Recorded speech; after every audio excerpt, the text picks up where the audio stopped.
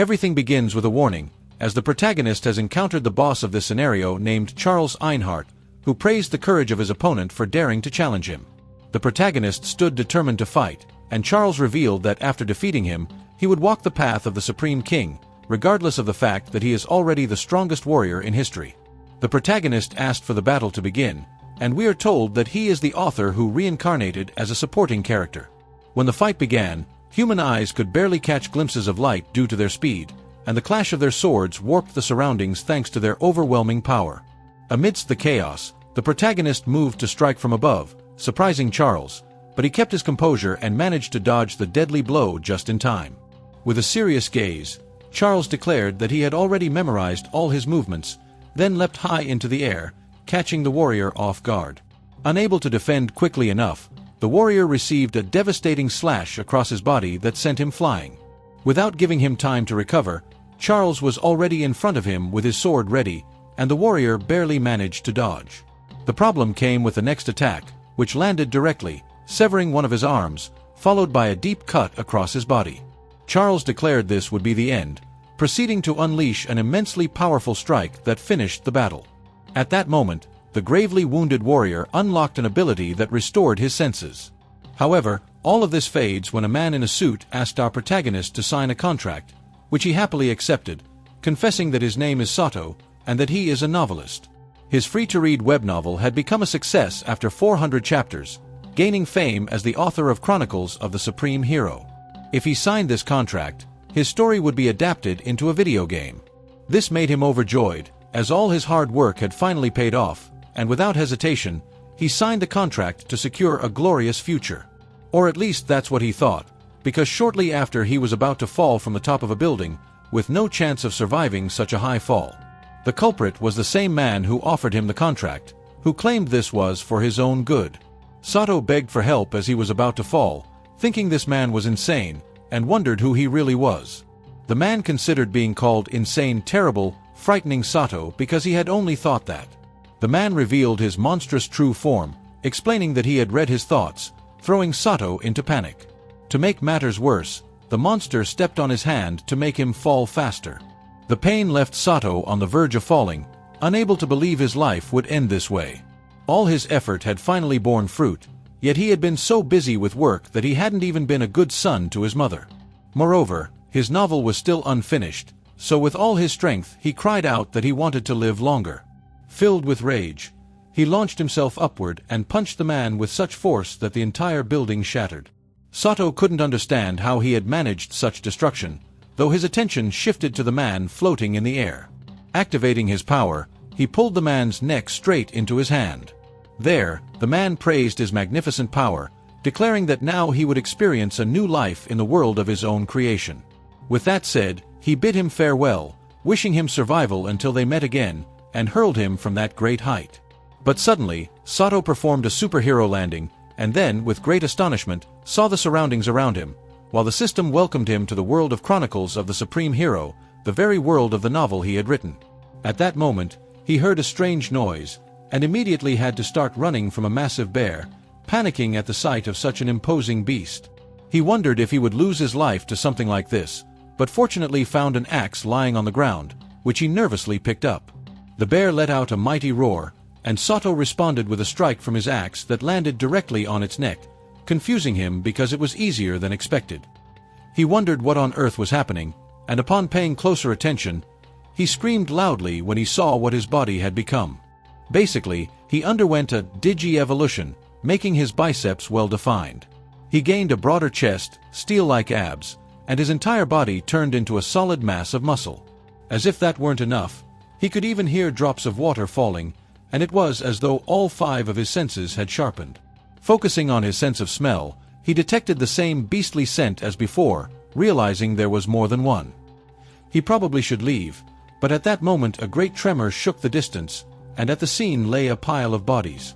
A girl was shocked because all her comrades had been wiped out by those 4 bears, and they were about to find her hiding spot. To make matters worse, she broke a branch, making enough noise for the bears to charge at her to devour her. She moved quickly to dodge the attack, but she knew at this rate she would lose her life, which anguished her since she still didn't want to die. However, Sato arrived and eliminated that bear with a single blow. Inside, he was frightened by this overwhelming strength, though outwardly he acted serious to look cool in front of the girl, asking if she was all right. The girl wanted to know if he was the same Attila, which confused Sato since he didn't know that name. She confessed she had heard that Attila had died, but the important thing now was that behind him came the 3 remaining bears. Sato readied himself, finding it interesting that all 3 would come at once, though the girl grew worried, making it clear she couldn't fight them. That amused Sato, and now he wanted to see if he could really eliminate these bears. With a leap, he approached one, landing an elbow to its neck, then went for the second, annihilating it with a kick to the head. With that done, only the last remained, which he quickly slammed into the ground with overwhelming force, then hurled it into the air like a rag doll. With great strength, he jumped with his axe in hand, reaching the bear and slicing it into pieces without difficulty. A demonstration of power and agility that left the girl speechless. And after the rain of blood, Sato landed in an epic pose, pleased that things had gone so well. The girl approached him, calling him Attila, but he reiterated that he didn't know who that was. Suddenly, she hugged him in tears, saying she knew he would return alive. A nervous Sato asked her to wait a second, but she ignored him, saying everyone in the village would be happy at his return. Sato wondered who this Attila was, though at that moment Attila's memories began to flow into his mind, from childhood to the incidents that led to his death in the jaws of a bear, or at least that's how it seemed at first. During the bear hunt in the coming-of-age ceremony, Attila was annihilated as part of a conspiracy by another man with a scar over his eye. Now he knew he had reincarnated as a mafia-like character of a barbarian tribe, though personally he would have preferred to be the protagonist Charles. The barbarian girl named Elek asked if he was all right, to which he replied yes, and then noticed her legs were badly injured. He didn't know what was happening in this world, but he wasn't soulless either, so he asked her to climb onto his back so they could return to the village. In his mind, he thought that if there was a way to enter this world, there must also be a way to leave. The girl reminded him the village was 20 kilometers away, but he said it was no problem, since he couldn't leave her there, and proceeded to run at such high speed that it frightened Elek. Thus they advanced through the forest, and along the way Sato ate an apple that he found quite delicious, offering some to the girl if she wanted, but she refused, about to vomit from the ride. Ahead lay the village of the Black Wolf tribe, and the inhabitants were shocked to see Attila alive, since it was believed a bear had killed him. Once there, Sato was left speechless because the world he had imagined in his novel now stood before his eyes as reality, making being the author completely worthwhile. At that moment, everyone present bowed at the arrival of the patriarch, whose intimidating aura made Sato nervous. He remembered this was Attila's father, a warrior capable of single-handedly crushing an army of 5,000 men. His name was Munzuk, the chief of the Black Wolf tribe, who seemed to have something to say to all. Sato, panicked, shouted that he was home, and immediately received a strong embrace from his father Munzuk, who wept with joy at seeing him alive. Sato didn't understand his change of mood, and Munzuk said the seer had been right in predicting his return to life, congratulating him because, as a father, he was proud of him. They would even prepare a banquet to celebrate the day. That night, everyone toasted to the great martial god king, and Sato remarked that the food was so good he could eat it forever. Another man approached him cheerfully to clink cups, and Sato noticed excited youths behind him. Shirtless men began to play drums, marking the start of the dance representing the legend of the great martial god king, who had been slain by his enemies but returned from beyond. The one in charge of the dance was Elek. It was said that the great martial god king became the savior who protected the village, and this spectacle made everyone cheer with excitement, while Sato was dumbfounded by how incredible it was. Since his arrival, he had been thinking that if this was the world of the novel, then there was only one place where the escape route to his own world could be: the Fairy Kingdom, the nation of the most powerful magicians in the history of chronicles of the supreme hero. And that is where his way out would be. As he continued eating, someone approached to congratulate him, having heard that he defeated 4 bears. No small feat this was Breda, the purple belt warrior of the tribe, who declared that with this, Attila was now a purple belt warrior like them. Sato, not very pleased, thanked him for the praise, recalling that there were also golden belt warriors, which for the tribe was the highest honor and a requirement to become chief. Breda asked him to take a toast, but Sato was aware that such a toast would lead to a fierce struggle for power, and the smell of the drink confirmed it. Breda, with an intimidating aura, asked why he wasn't drinking, though Sato threw the drink away, recognizing him as the very man who had taken Attila's life, and demanded he stop beating around the bush and fight already. Breda found it amusing, saying that only a short time had passed yet he had already learned to say interesting things. Though he didn't know what kind of trick Sato was using, he advised him not to get too full of himself. Besides, the feast had just begun, so he should enjoy the rest of the night. With that said, Breda left with his henchmen, but this worried Sato, knowing Breda was the type of man who only fought when he was sure he could win. He had surely postponed his plans after failing to gauge Sato's strength, but he would definitely return with the intent to kill him. In the middle of the feast, a boy approached the patriarch to show that he had hunted a rabbit on his own, earning Munzuk's praise, who said he would become a great warrior. Sato thought Munzuk was like the son, the complete opposite of his younger brother Breda. Honestly, he had never had a father like him, so he didn't know how to interact with Munzuk. He wondered if he had had a father, would he have praised him and spoken to him like this? Munzuk then called him over because he wanted to give him a gift. The golden belt, proof that he was considered a true warrior, granted only to those who defeated 3 or more bears in a single hunt. Munzuk assumed he was so moved that he was left speechless, which was natural since any warrior dreamed of earning this someday, and now he wanted him to try it on. Sato had never tied a belt before, so he ended up with a mess of knots around his waist, confusing Munzuk, since he should have been able to tie it himself. Sato excused himself, saying he had injured his hand and therefore couldn't tie it properly. In that case, Munzuk tied it for him, feeling nostalgic as he remembered the first time he had given him a belt. He finished adjusting it, mentioning that he had grown a lot and worked very hard to get here. Sato thanked him for the gift, and Munzuk placed his hand on his head, believing he was hiding his great happiness, though Sato asked him to stop because it was a bit embarrassing. Munzuk couldn't believe he said that, since earning a golden belt at 16 was unheard of, something the others agreed upon, urging him not to hold back. Sato knew this recognition wasn't earned by his own effort, but it was impossible not to feel joyful in such an atmosphere. Munzuk proposed a toast to the proud warriors of the Black Wolf tribe, while Sato thought that life in this place might not be so bad after all. However, a cup of liquor fell to the ground, and everyone was alarmed as Munzuk screamed in pain, then roared like a demonic wild beast. Quickly, Sato rushed to him, thinking the drink had been poisoned, though strangely he hadn't smelled any trace of poison in Munzuk's cup, leaving him unable to understand the cause of this reaction. Munzuk turned savage, and Sato realized he had entered a berserk state, forcing them both into battle. Now everything made sense to Sato. Breda's goal was not only to get rid of Munzuk, but also to make Munzuk slaughter them all. To use someone as admirable as Munzuk for such a purpose was unforgivable, yet Sato still tried to reason with him, begging him to wake up. In his madness, Munzuk answered with a powerful blow to Sato's face, causing severe damage and making him realize that words were useless, forcing him to consider a reckless possibility. Munzuk released a surge of beastly energy, then attacked Sato with such force that it sent him flying back several meters. Sato thought he couldn't stop him with his current strength, while Munzuk terrified the entire tribe. A woman fell while fleeing. Her son stopped to help her, but she urged him to keep running, promising she would catch up. Tragically, Munzuk was heading straight toward them. The woman begged her son to leave, but the boy refused, staying behind to protect his beloved mother. Munzuk was about to reach them when Sato arrived just in time to shield the boy, praising him for standing firm like a true warrior. He then ordered the others to protect them, and the men obeyed immediately, taking them away from danger.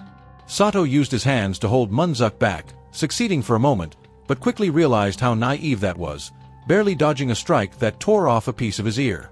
Munzuk charged his left fist again, and this time landed a direct hit to Sato's body, inflicting devastating damage. Sato knew there was only one thing he could do: fight with all his strength. Thus began the first exchange of blows. He managed to land a kick on Munzuk, who retaliated with a punch to the face. Sato returned the favor, but Munzuk struck his face again, forcing Sato to unleash a flurry of attacks that landed squarely on the patriarch, only to discover with dismay that they had no effect. Munzuk countered with all his fury, brutally beating Sato over and over until he lay on the ground. The others panicked, realizing he was their only hope of survival, while Sato admitted he was on the verge of death.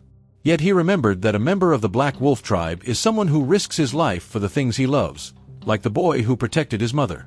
In Munzuk's case, his greatest desire was to protect the tribe, even if it cost him his life. So Sato activated his valor ability to make that desire a reality, even if it meant beating Munzuk down. Thanks to his speed, he delivered a head but so powerful that it tore off part of the patriarch's mane, sending him crashing to the ground, unable to move. The object flew several meters away, while Sato collapsed from exhaustion after the battle. Nevertheless, Munzuk rose again, which greatly worried Sato. But the good news was that the patriarch had returned to his normal state, unaware of what this strange energy had been. Sato saw that Munzuk had returned to normal, and the system confirmed that he had been freed from Berserk mode. A few meters away, he noticed the needle, wondering if Breda had put something into that object. At that moment, Munzuk rushed over to check if he was all right, to which Sato replied yes, though exhaustion caused him to lose consciousness while seeing Munzuk deeply worried. Meanwhile, Breda walked with his allies, thinking it was impossible for a witch's madness needle to be removed by a mere headbutt. Yet against all odds, Attila had managed to extract it that way, filling Breda with fury. He told him to enjoy his little heroic act while he could, because tomorrow it would all end. Upon reaching the northern cave, Breda ordered some men to stay outside, then entered with others. Deeper inside, the men were terrified to find a gigantic chained monster demanding that Breda return its child, the divine beast known as the Calamity of the Forest. Breda asked it to listen carefully, but the Calamity silenced him, calling him a coward. Breda warned that if it didn't listen, he would kill its offspring, held in the arms of one of his men. The beast begged him not to harm its child, but Breda then ordered it to destroy the Black Wolf tribe. The beast answered with a mighty roar. The next day, Sato awoke with his body bandaged and a pounding headache, just as Munzuk noticed he was awake.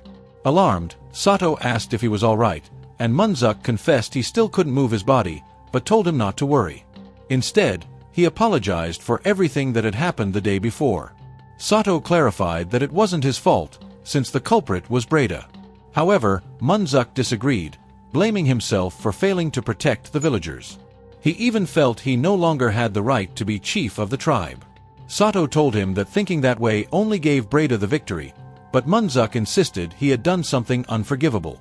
At that moment, several people arrived at the infirmary, worried about the chief's condition. They even brought alcohol as a gift to speed his recovery. The scene left father and son speechless, and the woman from the previous night told the chief that, as he could see, everyone was safe thanks to him. Munzuk had protected them in countless battles, and everyone knew he cared for the villagers more than anyone else, so they still trusted him.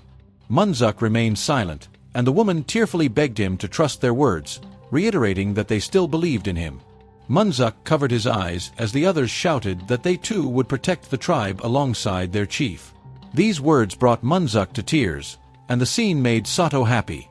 The atmosphere was ruined when someone ran in to report that the Calamity of the Forest was attacking the village. At that moment, the beast appeared in its released state. It was explained that the Calamity of the Forest was the legendary divine beast that once protected the Black Wolf tribe alongside the great martial god king, and the villagers had named it the Calamity of the Forest out of awe. That was why the news struck Sato and Munzuk so deeply. The protagonist wasn't going to sit idly by. In front of everyone, he rose from his bed, and Munzuk, frightened, warned him that no human could defeat a divine beast. Sato ignored him, borrowing axes and promising that he would definitely return alive, telling him to wait here. His determination surprised Munzuk. Meanwhile, the beast continued destroying the village, and soon after, Sato arrived thanks to the informant's directions. He was shocked to see how ridiculously enormous the beast was. Breda mocked him for being slow, asking if he really thought he would wait for them to recover. His presence only enraged Sato. Breda noted that he was as naive as his father, but Sato silenced him, demanding they start the battle at once. Breda praised his bravery, as expected from the reincarnation of the great martial god king. However, he declared he would not be Sato's opponent, instead commanding the divine beast to fight him, confusing Sato, who couldn't understand how the beast was obeying his orders. Breda revealed that making an opponent kneel was simple. All one had to do was take away what mattered most. He showed him the beast's cub. Sato was left speechless, while Breda explained that the legendary beast had become like this after its child was taken, proving that protecting something was nothing but a weakness. Sato asked if he was done talking, and Breda considered that his last words, sending the Calamity of the Forest to attack. Sato defended himself with his axe, managing to stop the bear's claw, though the effort was immense. He now knew that fighting head-on would crush him. He blocked another attack that forced him back. The others worried he might lose, while Sato marveled at how fast the beast was despite its massive size, and how hard his rocket was, making his axes useless. He wondered what he should do. Then he realized, if a blade cannot cut rock, a stake can be driven into it. Basically, he had to apply the principle of hammer and nail. With that in mind, he hurled one of his axes with great force, embedding it slightly into one of the beast's legs. Immediately, Sato charged forward, dodging the beast's attack, and spun several times in the air, striking the embedded axe to drive it deeper. The others couldn't believe he was achieving this with simple axes, and they watched as the beast's leg was torn off entirely, causing it overwhelming pain. Afterward, Sato collapsed from exhaustion, while the cub was freed and reunited with its wounded father. Breda called the bear useless, ordering his men to fire arrows. They obeyed instantly, aiming at Sato. He repelled them all with little difficulty, making the enemies believe he was a monster. Sato gave them no chance to speak further, slicing them down one by one with his axes, defending himself at overwhelming speed. Now he demanded that Breda stop being a coward and fight him directly. Breda had no choice but to draw his weapon, accepting the challenge to fight to the end. With both warriors ready for battle, the others wondered who would make the first move, as they had been standing still for several seconds. Sato also believed Breda should have already begun the fight that would determine the fate of the tribe. Suddenly, Breda vanished from sight, only to reappear above Sato with the intent to slice him in a single blow. Sato reacted quickly, barely managing to dodge, though he still came away with a wound. Distressed, he questioned what kind of movement that was, and immediately had to block another strike from Breda, once again suffering damage. Breda couldn't believe Sato thought he could defeat him with brute strength alone, revealing that he was used to dealing with extremely powerful opponents. His attacks only grew more intense, overwhelming Sato, because in addition to strength, Breda possessed spectacular technique, leaving him no chance to counterattack. Sato's resilience earned Breda's praise, as he was skilled at blocking consecutive high-speed strikes, but Breda made it clear that victory already belonged to him. Faced with this relentless assault, Sato acknowledged that Breda's speed and experience far surpassed his own. Yet this was nothing compared to Munzuk's single strike, so he felt no fear. Spotting an opening, he thrust his axe, sending Breda flying. The tribe believed victory was his, since Sato had landed a direct hit. On the ground, Breda began laughing, leaving Sato confused as to what amused him. Breda then revealed that it was finally taking effect. Sato demanded to know what he meant, and Breda explained that his axe had been coated with berserk poison, and surely Sato knew what happened when that entered the body. Sato cursed him for playing so dirty, but a deranged Breda declared that he would be the one to destroy the Black Wolf tribe. Suddenly, Sato felt something strange within his body, screaming in agony, terrifying the others. Breda ordered him to become a savage beast and then die miserably. Sato confessed that his entire body burned, not knowing what was happening. Out of nowhere, the calamity of the forest appeared to him in spiritual form, calling him the one who possessed the soul of the monarch. Sato hadn't known the divine beast could speak, but the calamity clarified that he was now closer to being a beast than a human, and therefore should be able to hear its voice clearly. It then told him to take what was in its mouth, shocking Sato, for it was a weapon radiating overwhelming power. The calamity of the forest revealed that it was the divine sword of the great martial god king, granting it to the one who had defeated him. The sword was named Muyul, a weapon that would help him awaken when the souls of the Black Wolf tribe resonated. Now, it urged him to fight as a warrior for those he must protect. With this new weapon, his presence changed radically, even making the rest of the tribe nervous. A fearful Breda wondered why he wasn't going insane. In fact, the effect only made Sato ridiculously strong.